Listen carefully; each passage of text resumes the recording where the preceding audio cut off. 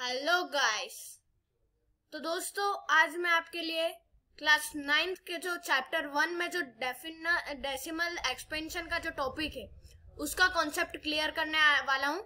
दोस्तों इसके बेस्ड पे ही आगे के क्वेश्चंस निर्धारित करे गए हैं। हम आगे वीडियो में देखेंगे इसके बेस्ड पे कौन से क्वेश्चंस हैं। तो दोस्तों इसका कॉन्सेप्ट क्लियर करने के बाद एक मैं नई चीज आपको बताने वाला हूं।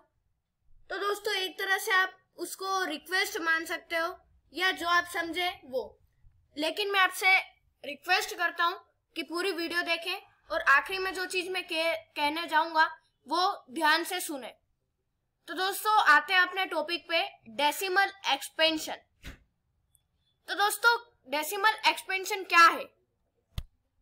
तो डेसिमल एक्सपेंशन को हम ऐसा कह सकते हैं कि मतलब जो हम डिवाइड करते हैं, किसी भी दो डिजिट को डिवाइड करते हैं, तो जिस तरह का जो आंसर आता है उसके आंसर को हम डेसिमल एक्सपेंशन में क्लासिफाई कर सकते हैं। तो डेसिमल एक्सपेंशन में हमें तीन पॉइंट है। फर्स्ट हमारा आता है टर्मिनेटिंग डेसिमल एक्सपेंशन। इसको डिफाइन कर देता हूं मैं। In this a remainder becomes zero after some steps। तो दोस्तों इसके नाम से ही हम पता कर सकते हैं टर्मिनेटिंग, यानी कहीं ना कहीं हमें आंसर मिलेगा अपना, कहीं ना कहीं ये खत्म हो जाएगा, टर्मिनेट होगा। तो in this a remainder becomes zero after some steps, यानी हम किसी दो नंबर को अगर डिवाइड करेंगे तो उसका रिमाइंडर जो है सम स्टेप्स के बाद जीरो आ जाएगा। तो इसका एग्जाम्पल मैं आपको बता देता हूं। इसका एग्जाम्पल अपना हो जाएगा 42 डिवाइडेड बाय 100। इसको मैं बाद में डिवाइड करके भी बताते जाऊंगा दोस्तों। 42 डिवाइडेड बाय 100। तो दोस्तों ये क्लियर हुआ। इसमें ये है कि जिस दो डिजिट को डिवाइड करने पे अगर जीरो आता है सम स्टेप्स के बाद तो वो हो जाएगा टर्मिनेटिंग डेसिमल एक्सपेंशन। ये चीज आपको याद रखनी है दोस्तों। अब आते हैं नॉन टर्मिनेटिंग रिक्यूरिंग पे। अब दोस्तों रिक्यूरिंग को इसके मीनिंग बता देता हूं। रिक्यूरिंग को आप रिपीटिंग भी कह सकते हो, रिपीटिंग, या फिर दोस्तों आप रिपीट भी कह सकते हो। दोस्तों आप रिपीट भी कह सकते हो और रिक्यूरिंग भी कह सकते हो। मैंने यहाँ पे रिक्यूरिंग लिखा है, आप रिपीट भी लिख सकते हो। तो दोस्तों non terminating recurring, this is our second topic. तो in this reminder repeat after some steps, यानी जो रिमाइंडर होता है दोस्तों वो सम स्टेप्स के बाद में रिपीट होते जाता है। जैसे अपना है एग्जाम्पल दे देता हूं 0.33। तो दोस्तों 3333 ऐसे रिपीट ही होता जाएगा, इसके अलावा कोई सी भी डिजिट नहीं आएगी। ये इन्फिनिट तक 33 जाता जाएगा। जितनी स्टेप्स तक आप डिवाइड करोगे उतनी बार 33 आता ही जाएगा। इसका एक एग्जांपल मैं आपको बता देता हूं। इसका एग्जांपल आ जाएगा 1/3। इसको भी मैं आपको सोल्व करके बताऊंगा। पहले हम कॉन्सेप्ट पे आ जाते हैं, थर्ड टॉपिक। तो दोस्तों थर्ड टॉपिक का नेम है नॉन टर्मिनेटिंग नॉन रिकरिंग। जैसा कि मैंने बताया रिकरिंग को हम रिपीट भी नेम कर सकते हैं या फिर रिपीटिंग। ठीक है दोस्तों, जैसा आपकी मर्जी हो, जो आपको इजी लगे या रिक्यूरिंग लगे तो आप वो भी कर सकते हो या फिर रिपीटिंग। तो इसकी डेफिनेशन है in this reminder never zero nor repeat. तो अब दोस्तों इन दोनों में क्या था, एक में जीरो आता था और एक में रिपीट होता था। तो अब थर्ड चीज में ये है दोस्तों, ना ही जीरो आएगा और ना ही रिपीट आएगा। तो दोस्तों इसका हम एग्जांपल ले लेते हैं इसका भी। तो दोस्तों आपने छोटी क्लासों में पढ़ा होगा पाई। एक पाई साइन आता है दोस्तों, मैं आपको बना के बता देता हूं।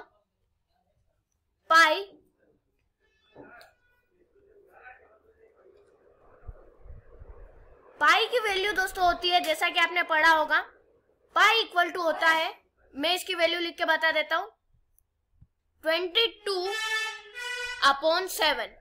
तो दोस्तों जैसा कि आप देख सकते हैं पाई इस ऐसा सिंबल हम पाई को रिप्रेजेंट कर सकते हैं और इसकी वैल्यू आ जाती है 22/7। ये हमारा नॉन टर्मिनेटिंग नॉन रिकरिंग का एग्जाम्पल। अब आ जाते हैं फर्स्ट टॉपिक पे वापस से। अब यहाँ पर देखते हैं हम कि इसमें जो हम आंसर लाते हैं तो वो काई में होता है। तो दोस्तों एक बात याद रखना, वो हमेशा रेशनल नंबर ही होगा। अगर टर्मिनेटिंग डेसिमल एक्सपेंशन हुआ तो वो रेशनल ही होगा। आप बिना देखे ये कह सकते हैं। इरेशनल नहीं होगा दोस्तों, इसमें होगा रेशनल नंबर। तो अब आ जाते हैं सेकेंड टॉपिक पे। अब अगर इस कोई सी 2 डिजिट को आप डिवाइड करते हो नॉन टर्मिनेटिंग रिकरिंग आता है तो वो भी दोस्तों हमेशा रेशनल ही होगा, सिर्फ और सिर्फ रेशनल। ये बात आपको 2-3 बात ऐसी है दोस्तों जो याद करनी पड़ेगी। और अब आ जाते हैं थर्ड पे। तो दोस्तों थर्ड की बात करें तो थर्ड में ना ही 0 आता है और ना ही रिपीट होता है। तो इसका आंसर दोस्तों हमारा हो जाएगा इरेशनल। ठीक है दोस्तों, इरेशनल आ जाएगा। तो अब हम आते हैं एग्जाम्पल को सॉल्व करने पे। इसको हम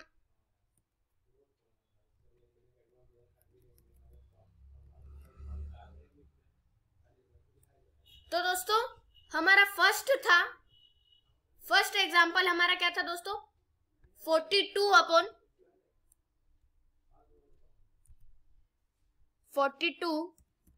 अपॉन में 100 था दोस्तों।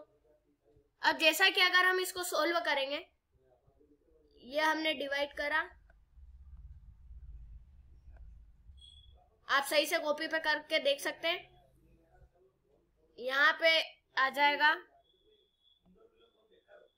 42 और दोस्तों इधर आ जाएगा 100। तो अब अगर इसको डिवाइड करते हैं हम तो आ जाएगा, सबसे पहले तो हमें पॉइंट लगाना पड़ेगा क्योंकि दोस्तों 100 से डिजिट छोटी है 42। तो जैसा कि आपने छोटी क्लासों में भी पढ़ा होगा, हम पॉइंट लगाते हैं और इधर 0 बढ़ाते हैं। पॉइंट लगाया 0 बढ़ाया, आप 0 के आगे इधर भी 0 लगा सकते हैं, सॉरी पॉइंट के आगे इधर भी 0 लगा सकते हैं। अब इसको दोस्तों हम डिवाइड करेंगे तो 100 4 जा 100 4 जो क्या होता है दोस्तों 400। तो हमने यहाँ लिख दिया 400। अब 400 में से 20 माइनस करें, 420 में से 400 माइनस करेंगे तो आ जाएगा 20। ठीक है दोस्तों, हम यहाँ लिख देते हैं 20। अब हमने पॉइंट तो लगा लिया है तो हम यहाँ पे 0 एक और बार ले सकते हैं। 0 एक और बार लिया तो अब इसका आंसर क्या आ जाएगा दोस्तों, 100 2 जा होता है 200। तो हम यहाँ पे लिख देते हैं 200। तो अब इसका आंसर क्या आ जाएगा, यहाँ पे आ गया 0, इसका रिमाइंडर आ गया 0। तो जैसा कि हमने पढ़ा था टर्मिनेटिंग डेसिमल एक्सपेंशन, जिसमें 0 आता है वो हो जाएगा टर्मिनेटिंग डेसिमल एक्सपेंशन, यानी इसका आंसर हमारा 0 आ गया। अब जाते हैं सेकेंड एग्जाम्पल पे। तो हमारा दोस्तों सेकेंड एग्जाम्पल क्या था, सेकेंड एग्जाम्पल था 1/3। तो हम यहाँ पे सेकेंड एग्जाम्पल लिख देते हैं 1/3। तो अगर हम इसको सोल्व करते हैं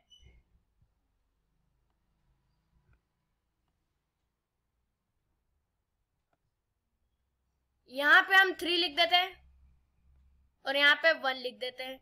अब जैसा कि मैंने पहले आपको बताया था, पॉइंट लगाएंगे, यहाँ पर 0 बढ़ेगा, पॉइंट लगाया 0 बढ़ाया, ये रहा हमारा पॉइंट।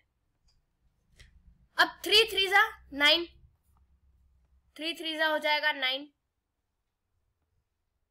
इसको माइनस करेंगे तो कितना आएगा दोस्तों 1। अब पॉइंट लगा हुआ है तो हम एक और 0 बढ़ा सकते हैं। अब इसमें ऐसा ही चला करेगा, 3 3 जा वापस 9, वापस यहाँ पर 9 लिखा, फिर यहाँ पर रिमाइंडर बच गया 1, तो दोस्तों अगर रिमाइंडर बार बार एक ही आता है और अगर बार बार ये रिपीट होता है, अब रिपीट होता जाएगा, 3 3 3 3 3 आता जाएगा ऐसे ही, क्योंकि ये दोस्तों आप जितनी बार करोगे उतनी बार 3 आएगा, ये खत्म होने वाला नहीं है।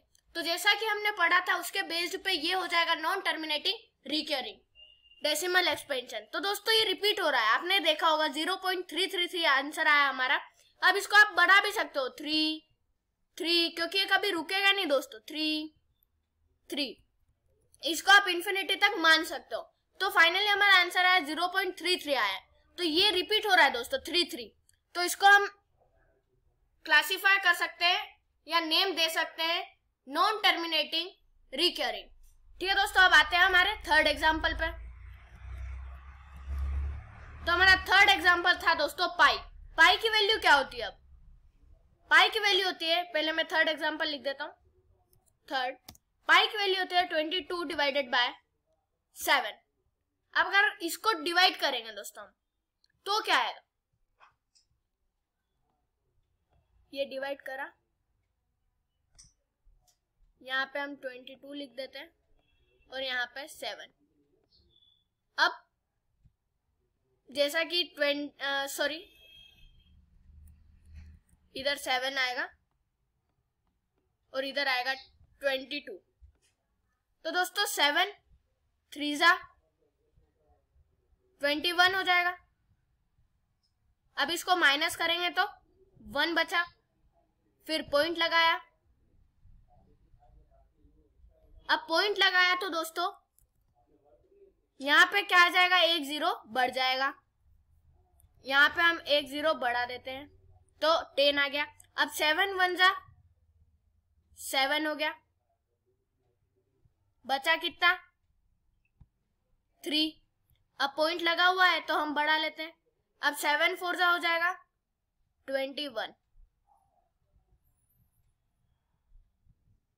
21 दोस्तों। तो अब ये ऐसा चलता जाएगा दोस्तों। 3.14 जैसा कि हमारा आ गया है, तो अब इसमें ना ही 0 आ रहा है ना ही कोई सी डिजिट रिपीट हो रही है। आप देख सकते हैं 3.14 आ रहा है, ना ही इसमें 0 आया और ना ही 333 आया या 111 आया। तो आप देख सकते हो दोस्तों। अब बात आती है जो मैं आपको लास्ट में बताने वाला था उसकी। तो दोस्तों एक तरह से मेरी रिक्वेस्ट है आपसे, जैसा कि आप जानते हैं आज पूरा देश कोरोना वायरस से जूझ रहा है, तो दोस्तों मैं आपसे निवेदन करता हूं कि आपसे जितना भी हो सके आप सीएम रिलीफ फंड में या पीएम रिलीफ फंड में आप जितना डोनेट कर सके। ये जबरदस्ती नहीं है दोस्तों, आज पूरा देश मांग कर रहा है पैसों की। तो दोस्तों आपसे जितना हो सके उतना आप डोनेट करें। धन्यवाद। जय हिंद, जय भारत।